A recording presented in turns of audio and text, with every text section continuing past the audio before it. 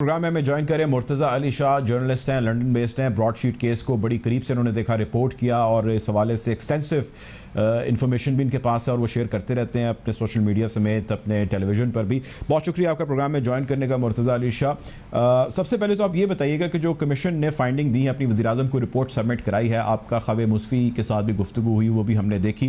ख़ावे मुस्फ़ी का कहना है कि मुझसे तो किसी ने रब्ता नहीं किया, मुझसे तो किसी ने बात नहीं की।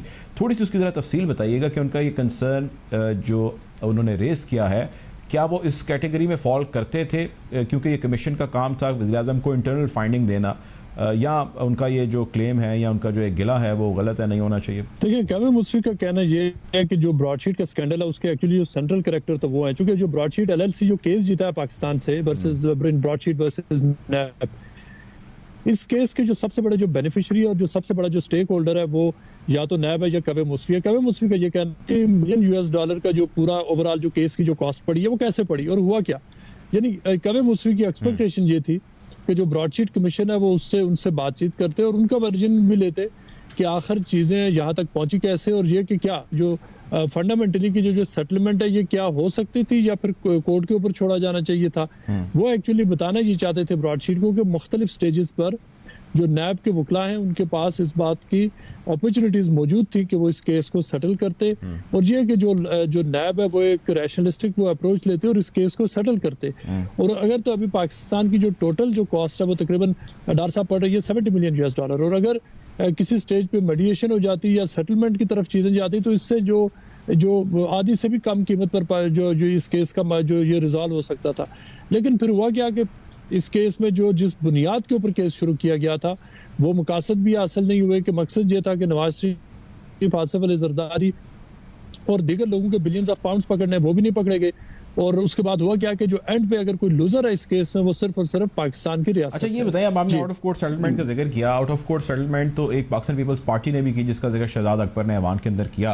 तो उस आउट ऑफ कोर्ट सेटलमेंट के अंदर तो मुर्तज़ा हमने ये देखा कि जो पाकिस्तान के साथ हुआ वो $15 लाख, जिसकी इन्होंने भी फाइंडिंग दी अपनी कमीशन ने अपनी रिपोर्ट के अंदर, कि उसका पता ही नहीं वो कहाँ पे गए, उसका रिकॉर्ड भी गायब हो गया। जिस शख्स को दिया उस शख्स ने मुबैना तौर पर या वो गायब हो गया या क्या कहानी है, उसने खुदकुशी कर ली।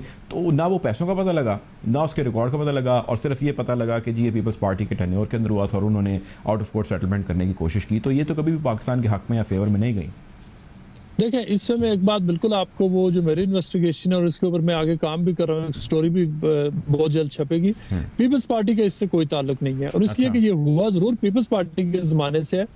वो हुआ ये कि वो जो पेमेंट है वो नैब ने की। उस वक्त जो अब्दुल बासित थे यहाँ पे डिप्टी हाई कमिश्नर, उनकी तरफ से वो पेमेंट हुई, और फिर एक मंजूर अल हक थे, आधी पेमेंट उन्होंने की। यानी ब्रॉडशीट के 2 पेमेंट से मैं अगर आपको डिटेल में बता सकूं, एक पेमेंट वो है $1.5 मिलियन की जो जेरी जेम्स को की गई, और एक वो 1.5 मिलियन पाउंड्स की पेमेंट है जो ख़ावे मुस्फ़ी को की गई थी 2008 में। इसके बारे में लोगों को नहीं पता। ये 2 डिफरेंट पेमेंट्स हैं। जो पहली पेमेंट है जिसके ऊपर कोर्ट ने यहाँ पर कहा कि पाकिस्तान नेशनल अकाउंटेबिलिटी ब्यूरो ने फ्रॉड किया है, क्रिमिनलिटी की है, वो ये था कि जो जेरी जेम्स था, जेरी जेम्स ने जो broadsheet LLC Isle of Man वाली थी, पैसे उसको मिलने चाहिए थे।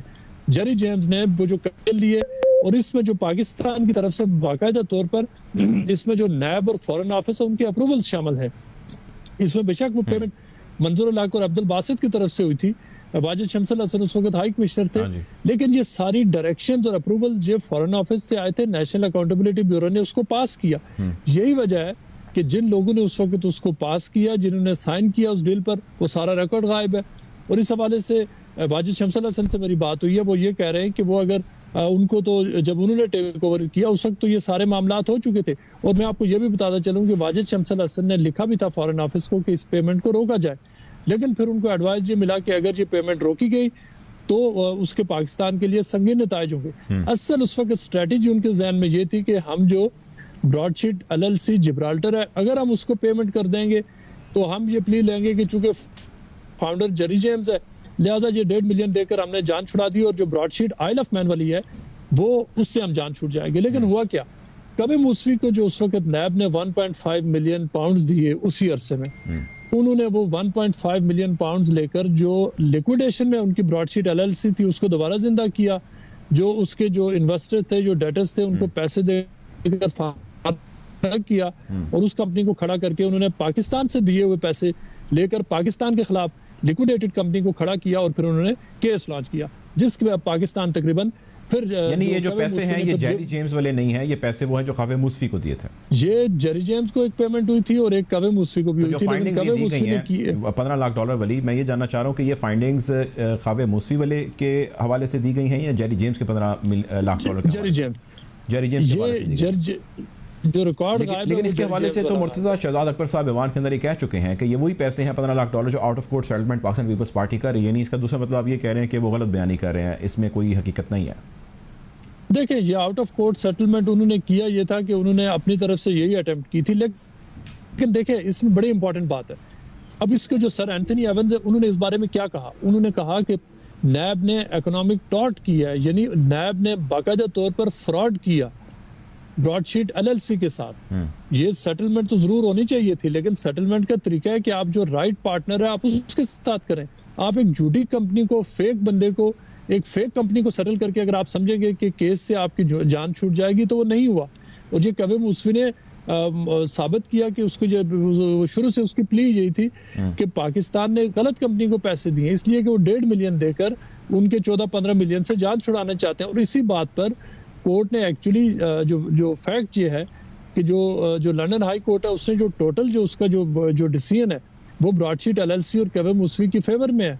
और उसकी बुनियाद ये बनी है जो इकोनॉमिक टॉर्ट ये है कि कहा यह गया कि ये चीज एस्टेब्लिश हुई है कि जेरी जेम्स और नैब और जो उस वक्त लोग थे जो डील कर रहे थे सारे प्रोसेस से, उन्होंने एक कॉन्स्पिरेसी की, एक प्लॉट किया और उस कॉन्स्पिरेसी के जरिए उन्होंने कावे मूसवी और ब्रॉडशीट एलएलसी को नुकसान पहुंचाने की कोशिश की। यही वजह है कि कोर्ट ने उनकी हमायत में फैसला किया।